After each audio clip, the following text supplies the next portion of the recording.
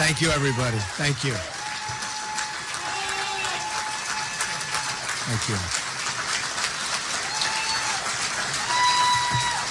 Look at this. Boy, what a response from our greatest people. Thank you very much.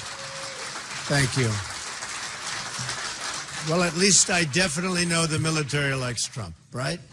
That's great. It's you're amazing people, are great people, and I very much appreciate it. And speaking of that, we will have this week over 200 admirals and generals endorsing Trump, and that to me is a fantastic honor. In addition, we had 17, now we have 19 folks, Congressional Medal of Honor recipients, and to have that many is very unusual and a tremendous honor. I've met many of them over the last 2 weeks, and that to me is just a great honor. So I want to thank everybody. I want to thank everybody in this room, and it's a privilege to be here this morning with you.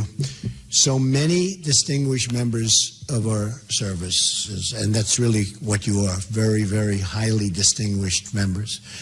Before we get started, we're going to have a Q&A in a little while. I'd like to address one of the most important aspects of America's national security, and that's cyber security. To truly make America safe, we must make cybersecurity a major priority, which I don't believe we're doing right now for both government and the private sector. Cyber theft is the fastest growing crime in the United States by far. As president, improving cybersecurity will be an immediate and top priority for my administration. One of the very first things I will do is to order a thorough review of our cyber defenses and weaknesses. We have very substantial weaknesses, including all vital infrastructure. Cyber attacks from foreign governments, especially China, Russia, North Korea, along with non-state terrorist actors and organized criminal groups, constitute one of our most critical national security concerns. They're learning everything about us. And we don't want to have any servers in the basements, by the way, folks. Is anybody here? Has anybody in this group, I know our congressman hasn't done it, has anybody put a server in their basement? Oh boy. Hillary Clinton's only experience in cybersecurity involves her criminal scheme to violate federal law, engineering a massive cover-up, and putting the entire nation in harm's way. The fact that a former senator and secretary of state claimed not to know what the letter C means is just one more example of why she is totally unfit to hold the office of president. Totally unfit. It's interesting that during her FBI review, which took place on a massive holiday and which wasn't recorded, and lots of other things, that she went 39 times. She didn't remember. She doesn't remember anything. She remembered practically nothing. But when she has to remember something, she remembers. It's a very sad situation, I will tell you. I'm sure the folks in this room are not thrilled. The scope of our cybersecurity problem is enormous. Our government, our businesses, our trade secrets, and our citizens' most sensitive information are all facing constant cyber attacks and reviews by the enemy. Just consider some of these recent hacks. JP Morgan Chase, massive bank, had 73 million emails stolen. eBay was involved and gave up 150 million passwords. Target was attacked and gave up 40 million credit card numbers. Attacks like these are happening on a regular basis, both in the United States and around the world. And the costs in terms of privacy, our security, and our financial sector are truly extraordinary. Identity theft, financial laundering, as well as ransom and ransomware. I mean, think of it. All involving extortion of a hacked institution are becoming increasingly common. And they are extorting institutions. Incredibly, hackers were able to obtain at least 20 million identities of people who under FBI background and were under FBI background investigations. The information hacked contains facts discovered by the FBI in doing background checks for people seeking positions with the federal government. It's a treasure trove which can easily be used for blackmail and other reasons by the enemy. The fact that this highly classified information of very, very important people in many cases was so poorly protected demonstrates that cybersecurity is just one more area where the Obama administration has failed. And speaking of failure, when we do our question and answer period, you look at what's happened with our Navy in terms of the number of ships and our armed forces generally, how they're so depleted, how they're at almost record-setting lows, and in some cases absolute record-setting lows. It is very, very unfortunate and very, very dangerous for our country. We should not let this be like the history of the mafia, which was allowed to grow into a nationwide organization which infiltrated and corrupted so many areas of society for such a long period of time. We can learn from this history that when the Department of Justice, the FBI, the DEA, and the state and local police and prosecutors were combined in a task force directed by and at the mafia, when they looked at the mafia and really went after them, they were able to get great, great successes and prosecutions out of them, and seizing their business interests, did a lot of things, including their business interests, taking them away, and removing their infiltration from legitimate areas of society. They've been very, very effective when everybody got together. That was a long time ago. As president, I will instruct the Department of Justice to create a joint task force throughout the United States to work together with federal, state, and local law enforcement authorities and international law enforcement to crush this still developing area of crime. And it's getting bigger very fast. It's going to be harder and harder to do. I will make certain that our military is the best in the world in both cyber offense and defense, and in every other way, by the way, every other way.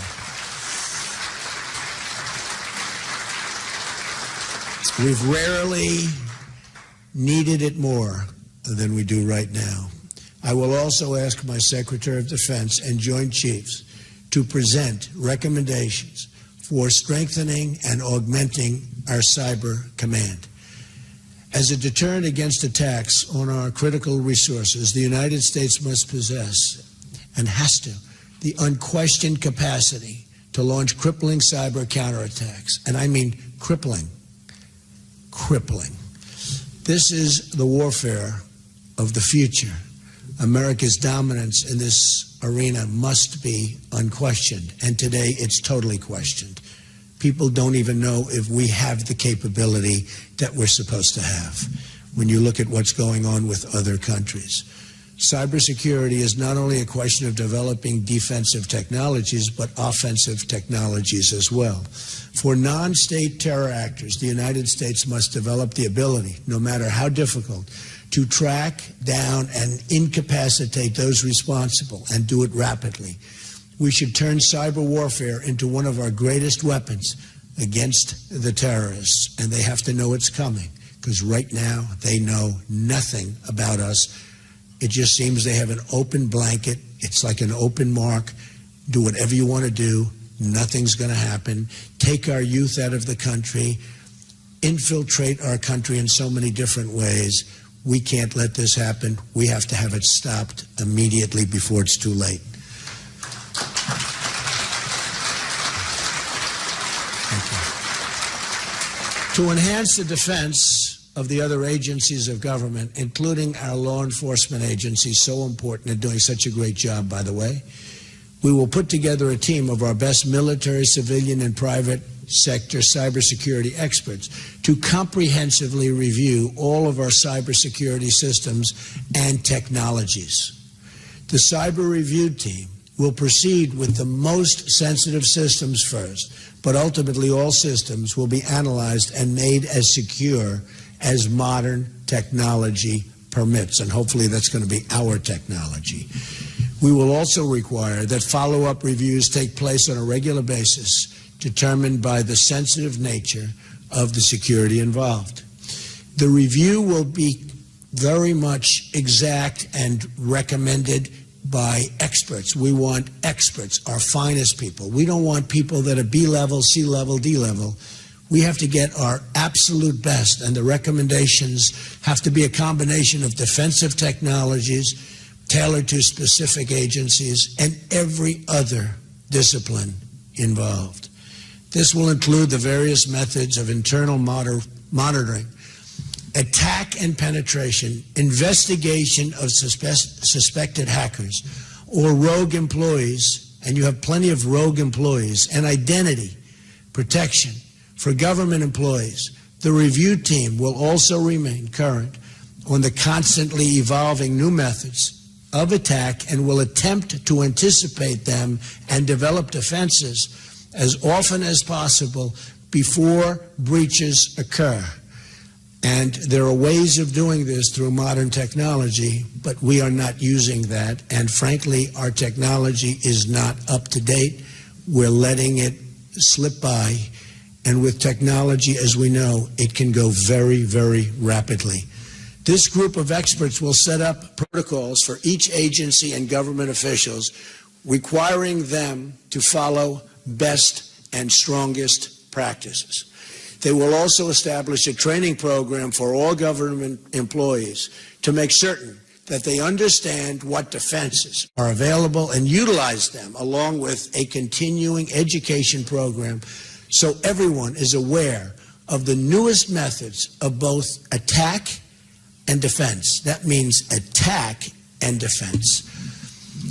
Those who violate classification rules will be held responsible to the fullest extent of the law, something which we don't do too much anymore. You know, in our country, lately we're more interested in protecting the criminals than we are in making sure that we're strong and powerful and know what we're doing. We're so interested in protecting criminals and people that want to do us harm. And I think we have to go back to a little more old-fashioned method of thinking, if that makes sense. I will appoint an Attorney General who will reform the Department of Justice like it was necessary after Watergate. My Attorney General will restore the integrity of the Department of Justice, which has been severely questioned. Today is just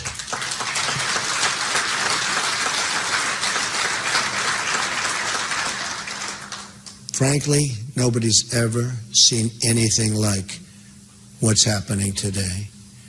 When you have somebody getting a subpoena from the United States Congress to have your emails and all other information sent, and after, not before, after getting the subpoena, 33,000 emails are deleted and acid washed.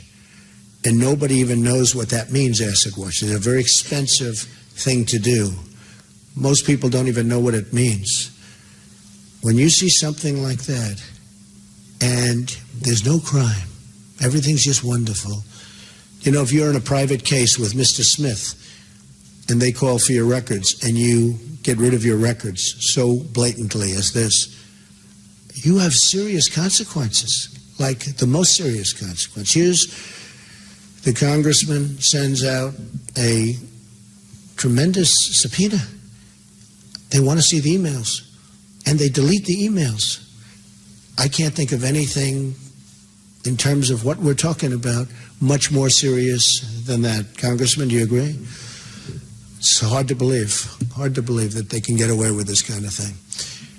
Today is just the beginning of a long and overdue national discussion on how to protect ourselves from modern cybercrime and evolving national security threats, and how to develop the cyber offense strategies necessary to gain a critical security edge in the 21st century. We need the edge, and ideally a big one.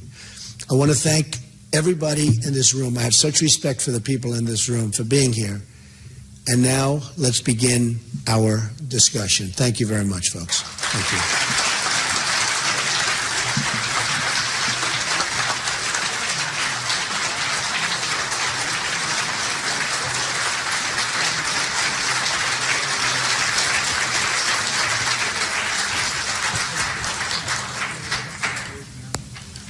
Mr. Trump, thank you so much for joining us today, and I know you are busy traveling, but I want to thank you for taking the opportunity to have a conversation with these American warriors. And I first want to thank General Vernon Lewis, whose idea it was to pull all of these leaders together. We want to thank him for his leadership. Before we begin, Mr. Trump, I just want to kind of give you an overview of who's in this room. We have gathered here warriors from across America who have fought and defended America and the ideals upon which America is founded in every conflict and war since World War II. They're in this room here today. They have retired and hung up their uniforms, but they have not retired from their defending of their oath, and that is to defend the Constitution of the United States against all enemies, foreign and domestic, and they are here today in service to their country. And so with that understanding that you have a room full of warriors who are ready to report for duty to defend this country, we want to begin with our questions, and General Boykin will recognize our first general to ask a question. Well, I'd like to say thank you for being here as well.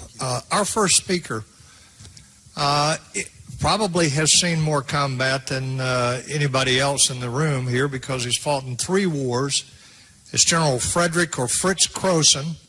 He was in World War II, Korea, as well as Vietnam. He commanded everything from the company to the corps level, and ultimately earned 3 Purple Hearts and 3 combat infantry badges. He had 3 4-star jobs. He was commanding general of the Forces Command, the Vice Chief of Staff of the Army, and the Commander-in-Chief of the United States Army Europe. General Croson, your question, sir. Thank you, General. Is this on? Is this on? You're on. I'm on. Mr. Trump, I only speak for the Army. It's not because I ignore the needs of the Air Force and the Navy, and I accept everything you have said about the cyber threat to us. But my question has to do with the United States Army, which has been too small ever since the Cold War ended, and we paid the peace dividend out of the defense budget, and the Army has been too small ever since. When we were committed into Iraq and Afghanistan, and the Chief of Staff of the Army was asked how many troops he was going to need to finish that war, and he said about 300,000. He was made a pariah, and nobody asked for his advice and counsel for the rest of his tour duty. We've been using that Army for the last 15 years, and it's the first time we ever went to war without expanding the size of the Army. Instead of that, they hired 200,000 civilian contractors to do the work that the Army wasn't big enough to do. Now we have an Army that's being worn out. We are losing experienced soldiers who are being dismissed from the Army in order to bring the size down even more. Now, we think the United States Army is going to be a major element that you'll want to use in your national strategy, and we'd like to know what your thoughts are on how to go about this. Well, General, thank you, and thank you for your bravery. Amazing. I've heard your name mentioned many times, so thank you for being here, and thank you for the question. Not only the Army, the Navy, the Air Force, the Marines, everything is going away at a time when certainly we are at a top priority for making sure that doesn't happen. We're not respected to the extent that we were, and if we keep going like this, we won't be respected at all. When you look at Russia's doing with their nuclear capability and the newness of their capability, and look at what we're doing, and nobody wants to do that with respect to nukes, because nukes are horrible, but You have countries that are going out of their way to do things that we're not doing. And we have to be very, very careful. The size of the Army, absolutely. It's getting too small. In fact, a certain general, when he left about a year and a half ago, said, we are not only too small, we're the least prepared that we've ever been since he can remember, the least prepared.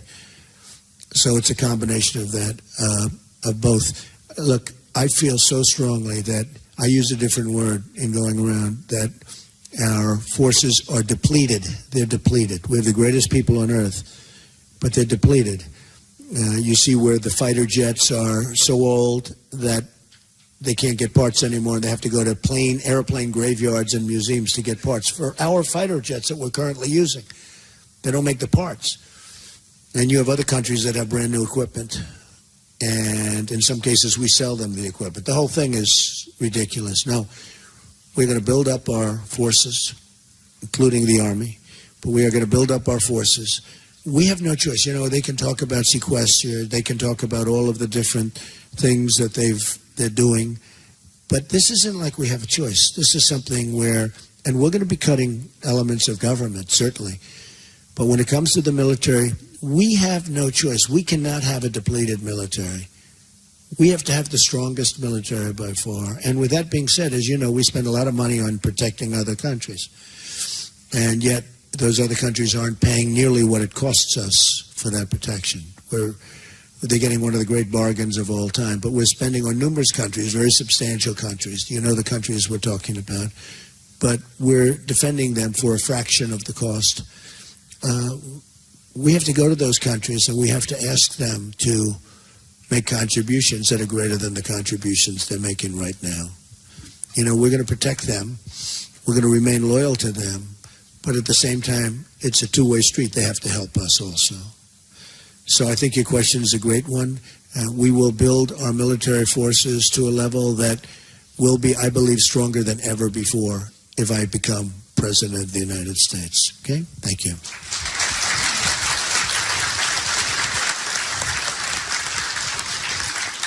Earlier, before you arrived, we mentioned today is the anniversary of the Black Hawk Down in Mogadishu. And one of the officers that was there that we recognize is going to ask our second question, Major General Gary Harrell. General Harrell has had multiple tours with the 82nd Airborne Division, has been on combat missions from Panama to Somalia. He was the commander of U.S. Special Operations Forces, the CENTCOM, and led the first special forces into Afghanistan. He retired in 2008 from the United States Army Special Operations Command. General Harrell. Hello, General. Yes, sir. The Obama administration has yet to develop a strategy for dealing with the global jihad movement. The terrorists are motivated by a theology that drives them to atrocities against non-believers, be they Christians, Jews, or other faiths. Americans have not been allowed to know the enemy or call them by name. We need a strategy, not a tactical plan. What is your plan to defeat radical Islam, and how will you reverse the strategic confusion of the Obama era? Well, it is confusion, not only there, but it's confusion in many other fields, long beyond military and defense. The country's confused in terms of even the divide in our country. We have such divide, and really divides. We have many different forms of divide. So there's a lot of confusion. But we have a president that won't use the term radical Islamic terrorism, won't use it. We'll spend long periods of time explaining to people why he won't use it. At the end of the explanation, nobody knows why he still won't use it, because the explanation is no good. And, I mean, honestly, we have a president that, in my opinion, really doesn't know what he's doing. We have a president that doesn't know what's happening. And when it comes to the military, you know, I always said, keep the oil. I said, don't go in, but I said, keep the oil. Had we kept the oil, you wouldn't have ISIS, because they fuel their growth with the oil. But I read something and saw something over the weekend that really bothered me, because I believe in I'm a big fan of General Douglas MacArthur and General George Patton and, these great generals. Some of the generals, big fan of some of the generals in this room. In fact, we have General Flynn is with us and General Kellogg. We have a few generals that have been so incredible to me. Now we have 200. But generals and admirals, I'm never going to forget admirals, right? Those admirals. I will never forget the admirals. That I can promise you. But it was very disconcerting when I saw that an attack is planned on Mosul. An attack is planned. And, we're involved in the attack, but the Iraqi forces are planning an attack on Mosul. It should happen over a short period of time, and the work will be. Why do we have to talk about it? Why? I never saw anything like this. Every time we're going to attack somebody, we explain we're going to attack. We'll be attacking at 3 noon on March 25th. I don't know, unless you disagree with me, wouldn't it be better if we were going to go after Mosul to not say anything and do it as opposed to announcing? They're announcing all over television they're planning to attack Mosul. And whenever they ask me the question about what are you going to do about ISIS, I say, I have a real chance of winning. I don't really want to tell you. I have very strong ideas, and I'll be dealing with the people in this room and other folks that are, very good at this. But the last thing you want to do is give notice to the enemy. When President Obama announced that he was leaving Iraq, he was talking about dates and times and what we're going to do. The enemy pulls back. We think we're doing well. Well, they pull back. They're not stupid. And then after we leave, you see what happened. So I just want to say that we are going to hit ISIS hard, and I mean really hard. But I do think this. The American public doesn't have to know the date and hour and second that we're going to attack and from what side we're going to attack. We're going to attack from the eastern quadrant, and it'll take place on a certain day at a certain hour. We don't need to. They just want to see victory. We don't have victory. I mean, we're dropping things all over the place. Who knows what they're hitting? Who knows how many people are being killed? And who knows if they're the right people?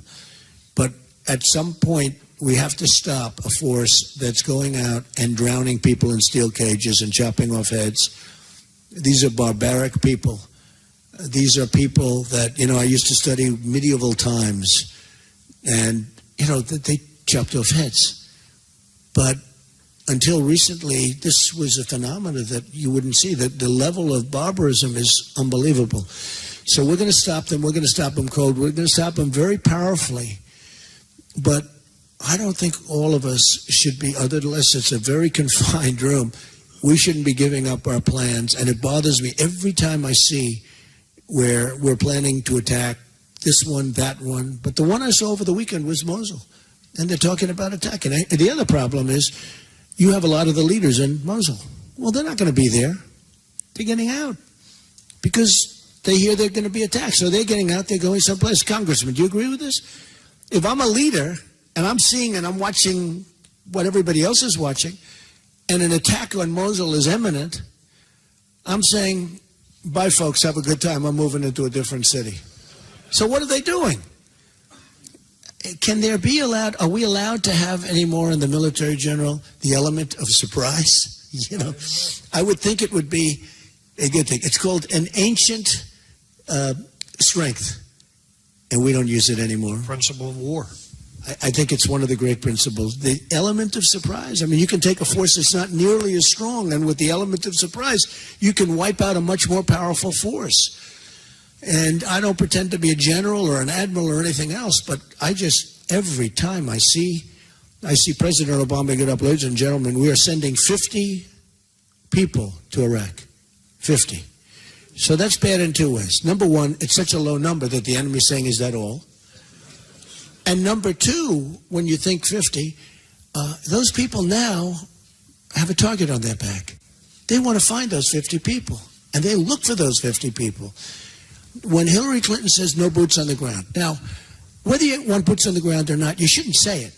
Because you've just taken, so she said there will be no boots on the ground. She's very strong. Because politics, it sounds a little bit better to say no boots on the ground.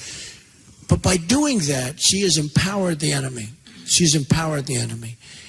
And I think she possibly means it. I'm not sure if she means it or not. But she says no boots on the ground. She has taken a tremendous, that's really giving strength to the enemy. And even if she felt that, she should never admit that. She should never admit that. You have to leave all your options open. And if you don't leave your options open, you're a fool. And I hated to hear her say that. So, to summarize, you're not going to send a message about date and time, but you are going to send a message that their days are numbered. The days will be numbered very quickly. Okay, our third question is asked by Rear Admiral Frank Gallo. Admiral Gallo is a retired naval aviator with 35 years service. He has hundreds of carrier landings, flew almost every fixed-wing aircraft in the Navy in his time. He's commanded at the squadron, wing, and fleet wing levels, and he was Chief of Naval Personnel Command for the Department of the Navy. Admiral Gallo.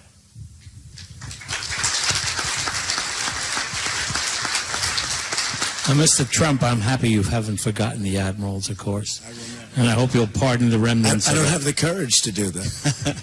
And I hope you'll pardon the remnants of a Brooklyn accent. The Department of Veterans Affairs has a horrible record of taking care of veterans. As you recall, there were lengthy lines at VA hospitals, substandard medical care, and falsified medical records and accounting. Leadership changes and new unrealistic laws have failed to correct the problems. The VA is probably the most ineffective bureaucracy in all of Washington, and it is time for drastic action. The question is, with the near daily revelations that the U.S. Department of Veterans Affairs fails veterans in some form or another, what is your plan to reform and fix the system to ensure veterans can have timely access and quality care for health care services? Okay, so first of all, I want to ask you one question. You had all those aircraft landings on the carriers, right? So can an otherwise excellent pilot, a very, very good pilot, because I've heard that some just can't do this, what percentage of very, very good pilots cannot land on an aircraft carrier with training?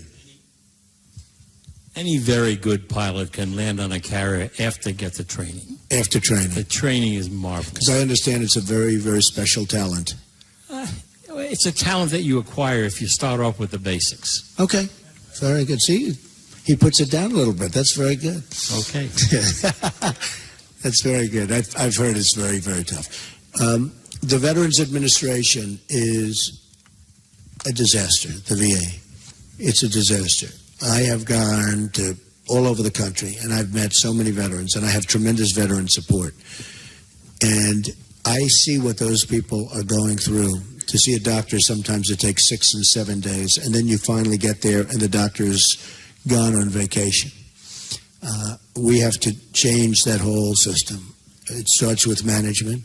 We have to have a whole different set of protocols. And we have to get people off the lines. You know, people are dying, not only the 22 suicides a day, which is inconceivable. When you hear that, when I first heard that, I said, no, you mean a month. I mean, can you imagine a day, 22 suicides a day? A lot of the suicide is people can't get to see doctors, a lot of it, because the waits are so long. That's an administrative problem.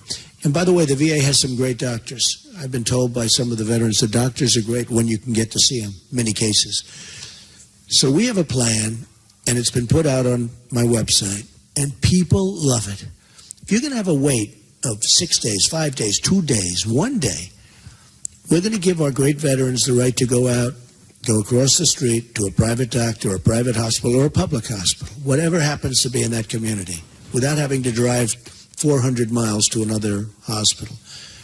And we're going to give them the right to see that private doctor, get taken care of, perhaps the private or public hospital, get taken care of quickly, effectively, and go about their business. And the government, we are going to pay the bill.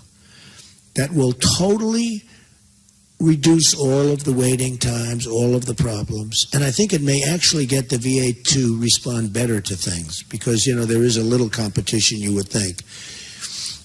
But it's not like we have a choice. We can't let what's happening happen now. I mean, I've heard stories that are so horrible. I mean, people are killing themselves while they're waiting online because they can't You know, they know it's days and days before they can have what could be a simple procedure, what could be a simple prescription. They have to wait so long and they can't take it. They can't take it. So we're going to establish a procedure where people can leave the line, go outside, take care of themselves, and the government's going to pay. And by the way, that's a far less expensive solution than other very foolish solutions I've heard. The veterans love it. They love it. But it's a far better solution than anything anybody's heard. And it's common sense, and it's there. And the doctors need the business, and the private hospitals and public hospitals need the business, and they're sitting there waiting. So we don't have a choice. We have to do that. Okay? Thank you.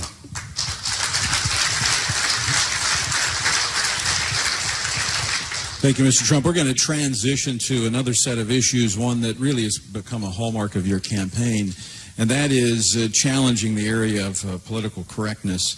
Colonel Don Bartholomew was an adjutant general officer and former commandant of the Army AG School. He is a decorated combat veteran, and he has our next question. Colonel? Sir, the U.S. military has been long successful because of the warrior ethos that's part of its DNA. But under this administration, that ethos has been under attack and in some cases undermined by the forces of political correctness. The military has become an institution for social experiments, and as a result, the military has undergone a number of changes to regulations with regard to women in combat, transgender rights, and other issues. None of these PC actions were combat effective or readiness driven. In fact, the opposite is happening. Deployability, readiness, and morale are all adversely affected. So my question to you is, what will you do about the social engineering and political correctness that's been imposed upon our military? Well, we're going to get away from political correctness, and we're going to have to do that.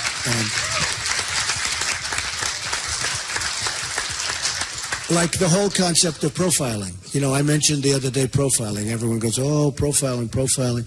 Well, profiling is, you know, in Israel they're doing it, and they're doing it well. And we may have to do that, and we may have to do other things. But you're right, we have a politically correct military, and it's getting more and more politically correct every day. And a lot of the great people in this room don't even understand how it's possible to do that. And that's through intelligence, not through ignorance, believe me. Because some of the things that they're asking you to do and be politically correct about are ridiculous. I will say, I would leave many of the decisions of some of the things you mentioned to the generals, the admirals, the people on top. And we get some of the congressman just mentioned to me, and I think it's true 100%. You get your top enlisted people in that, and you have some discussions with some of these top enlisted people who know it better than probably anybody. But we'd get our military people to come back and make recommendations to me, and I will follow those recommendations. I will follow them very strongly.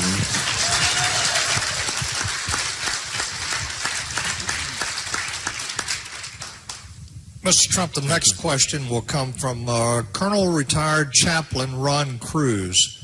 Ron is a highly decorated Army chaplain. He's been deployed several times into combat areas in several different locations. He has personally witnessed the attacks on religious freedoms in the military. After 28 years of service, he now heads the Chaplains Alliance for Military Religious Liberty. He works closely with the House and the Senate Armed Services Committees to protect these religious liberties. Chaplain Cruz. Mr. Trump. Any relation to Ted Cruz? Negative. And Tom Cruise? Negative, sir. Okay, now you can take the question. Mr. Trump, Army chaplain, who is also a Ranger, Joe Lawhorn, had a potentially career-ending reprimand for the crime of using scripture while mentoring a suicide prevention class. Navy chaplain Wes Motter, who is present today, was detached for cause and threatened with separation for using biblical answers to questions during pastoral counseling sessions with sailors in his command. Air Force Senior Master Sergeant Phil Monk was relieved of duty when his lesbian commander tried and failed to force him to vocally voice his open support for her personal views on marriage. Decorated veteran and retired Air Force Sergeant Oscar Rodriguez was forcefully removed from a friend's retirement ceremony because he intended to use the word God in that retirement ceremony. Marine Lance Corporal Monica Sterling was convicted at a court-martial for failing to remove scripture from her personal workspace. Today, commanders are prohibited from having Bibles on their desk or using scriptures while they're counseling troops. The Obama administration has deliberately set out to take the Christian religion out of the military. Mr. Trump, how will you and your administration combat these attacks on military religious freedom of expression? Well, thank you. It's a great question. And have we ever had a time like this? Seriously, has there ever been a thing like what's going on? The other day, just to add to your list, I was watching one of the news programs, and they had I think, high school football coach. You know, they're going into battle. Oh, is he here? Oh, stand up. Wow. They really went after you for saying a prayer before that is just, I didn't know you'd be here. Wow. The world is changing, isn't it? So you're not allowed to pray before a football game. I thought it was horrible. So what did they do to you? What happened? Sorry to take away from your question, but it's sort of an extension of your question. What did they do? Yes, sir. They put me on suspension, and then at the end of the year, they gave me a really adverse write-up how well I did my job. I didn't change anything for 8 years. Always prayed after every game, and they just really slammed me on it, said what a horrible person I was, and ended up just not renewing my contract, so ultimately firing me, sir. I think that is absolutely outrageous. I think it's outrageous. I think it's very, very sad and outrageous. Okay? Religious liberty. Hey, it's about religious liberty. And there has to be a melding of both. We're living in a time where you have to have a melding of both. But it's very unfair what they're doing to religion in this country. And, you know, one of the things that I'm doing, and we have the Johnson Amendment. You know what that is? That Lyndon Johnson in the 1950s passed an amendment because supposedly he was having a hard time with a church in Houston, with a pastor. And he passed an amendment saying basically if you're a pastor, if you're a religious person, you cannot get up and talk politics. You can't really, here's a prime example of it. You know how strongly I feel about it. And I had 50 pastors, ministers, I had priests, I had a couple of rabbis in a big conference room in one of my buildings, and we're talking, and I could see they really liked me, but I could also see they couldn't endorse me. And I said, just out of curiosity, why? Well, we can't do it because we lose our tax-exempt status. I said, why is that? In other words, you're taking away your freedom of speech. And they started telling me about the Johnson Amendment, which really was the first time. And I started studying it, and we had a meeting a month later. And I said, we're going to get rid of the Johnson Amendment because they're stopping you and our great people from talking. And Tony and all the people, I mean, these are the people we have to hear from, and we want to hear from them. And you don't mind opposing views, but they're stopping you from speaking. And actually, your opposing views are able to speak because they don't have to worry about tax-exempt status and things. So I think it's very unfair. And one of the things I will do very early in my administration is to get rid of the Johnson Amendment so that our great pastors and ministers and rabbis and everybody and priests and everybody can go and tell and can participate in the process. I actually looked at 50 people in the room. They're strong people, powerful people by personality. And I said, they're really holding your voice back. So you're these powerful people. Some were incredible speakers, just a natural gift for speaking. And I pointed down, way down on the street on Fifth Avenue. I said, so those people walking along the street have more power than you do. And I think that's very unfair. You should be able to speak. And I think that will go a long way to addressing the problem that you had. But you have lost a lot of it's amazing. The church and religion has lost tremendous power and positive power. This isn't negative power. This is positive power by the fact that they are essentially prohibited from speaking because of the tremendous problem they have. So one of the things I'm going to do, and I have tremendous support with the evangelicals and with the Christians and with everybody, is we're going to get rid of the Johnson Amendment. That is very, very unfair. Okay?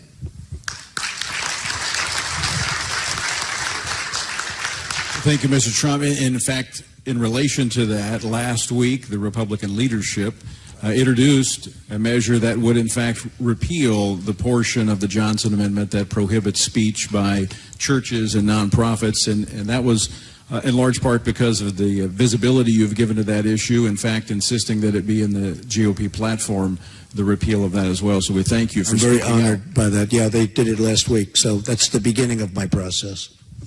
Let me speak to another That's issue. on the assumption I win. If I don't win, you just waste it, because that's never happening, folks. So you've wasted a lot of time and energy and money. Well, yesterday, speaking of the Johnson Amendment, yesterday was the Pulpit Freedom Sunday, and there were thousands of pastors across the nation, myself included, that preached messages about this election and the importance of this election, and the IRS can be on standby. My sermon is on the way to the IRS now so that they can evaluate it, and we'll see what happens at that point. But it's time that churches and Christians have the freedom to speak in this country about what is affecting this country. Why is your sermon on the way? Did they ask you for it? No, I want them to hear it. I It would see. be good for them to Okay, hear good. the gospel, first off, and then Good. my political statement, secondly. Okay, good. But that is a terrible situation, isn't it, where they could say, we don't like the way you're speaking about Christianity, about God. We don't like what you just said, and we're going to take away your tax-exempt status, which you know how important it is. It's very, very, it's a very sad thing. You have mentioned the generals and the admirals, and I want to talk, don't forget the sergeants, all right? No, that's what I'm talking about. We want to get their advice also, believe me. In fact, Coach Kennedy, his story, which was actually broken by Todd Starnes at Fox News, is a retired Marine gunny sergeant. And our final question, I do want to thank you again for being so generous with your time and having this conversation with these military warriors. I want to go back to something you spoke about earlier in relationship to the VA, but also about the well-being of our warriors.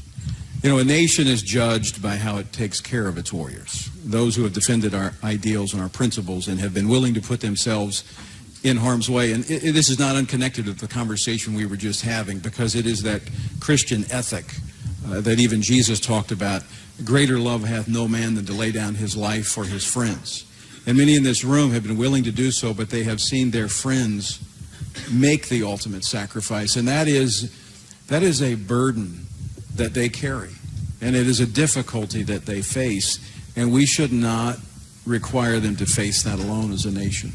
And so our final question comes from Staff Sergeant Chad Robichaux. Sergeant Robichaux is a former Special Operations Force Recon Marine. That is the toughest of the tough in the USMC.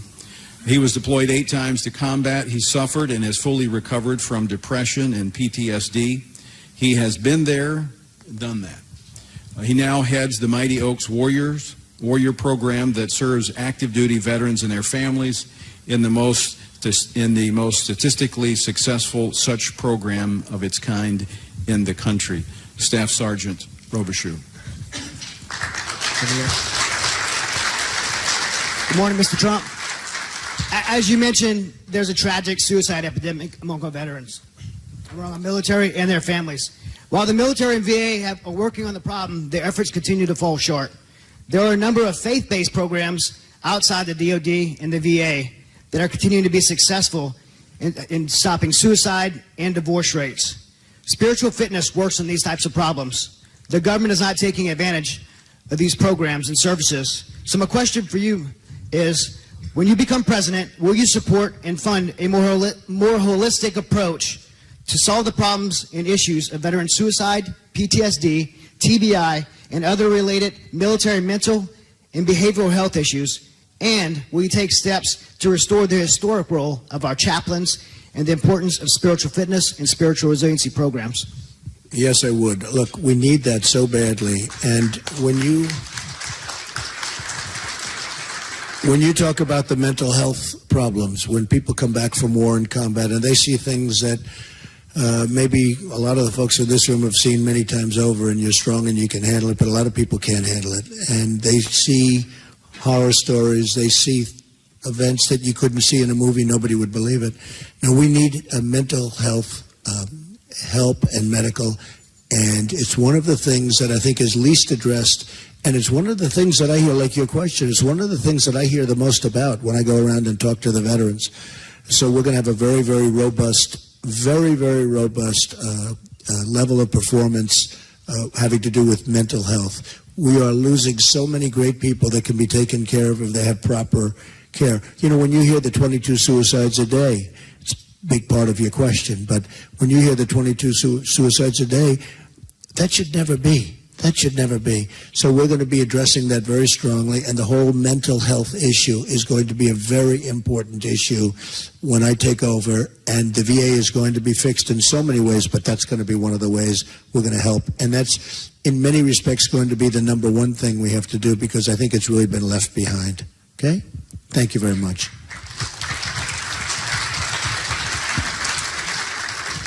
To say one thing, Tony, we were talking last night, and one of the things that we are excited about is that you're beholden to nobody, except maybe Kellyanne. Yeah. But you're going to have to choose leaders. You're beholden to no one. We'd like to see a Secretary of Defense that is there because he or she has the capabilities and the qualities that are required to move our military back to where it needs to be. You're beholden to no one. We could give you several recommendations if you're interested, but I actually like that. I think, I mean, who else should I be listening to but the people in this room? military leaders.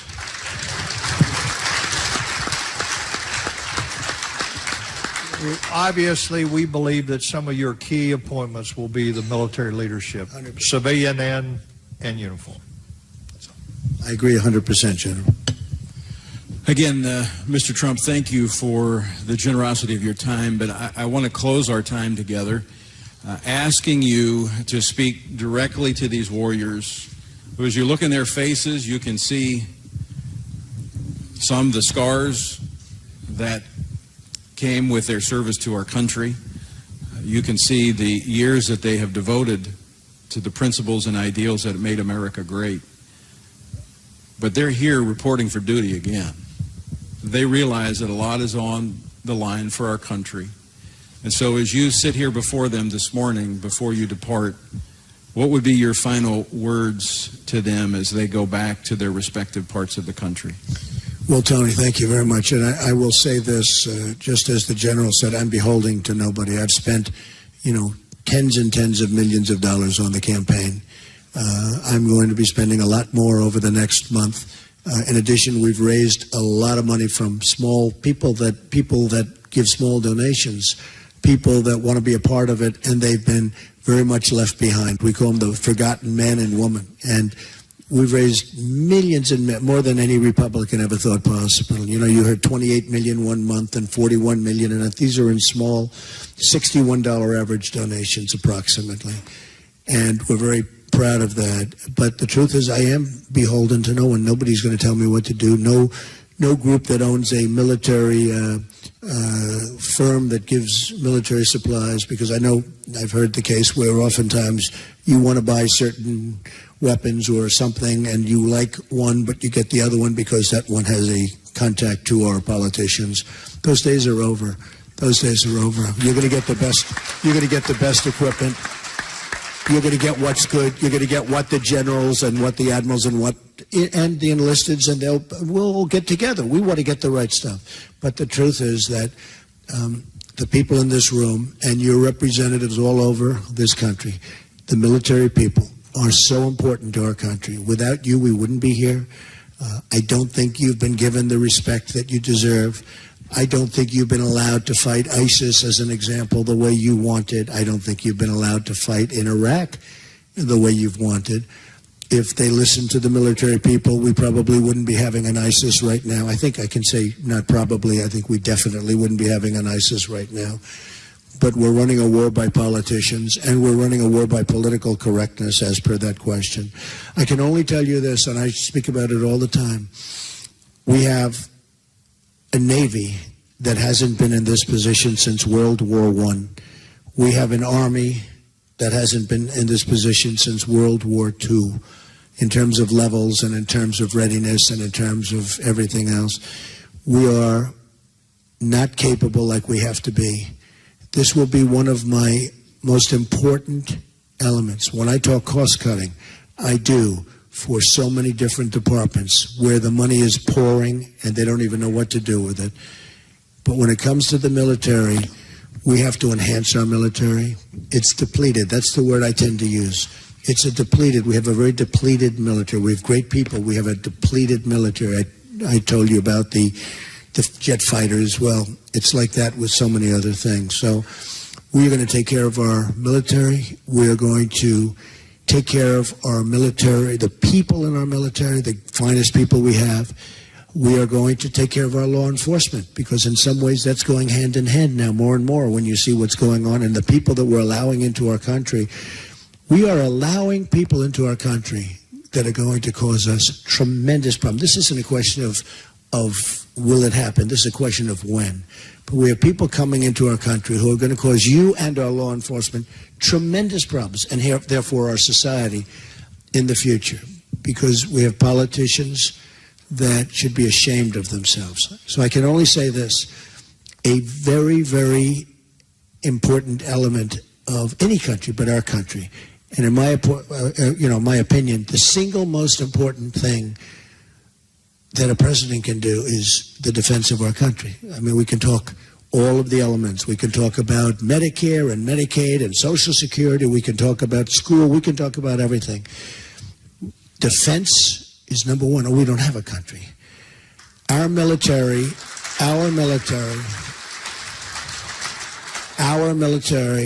and the strength of our military and the strengthening of our military is a number one priority for the Trump administration. And the world's going to respect us again, and they don't now. A lot of that has to do with the leader, and a lot of it has to do with leadership. But our country is going to be respected again, and we are going to make America great again. Thank you all very much.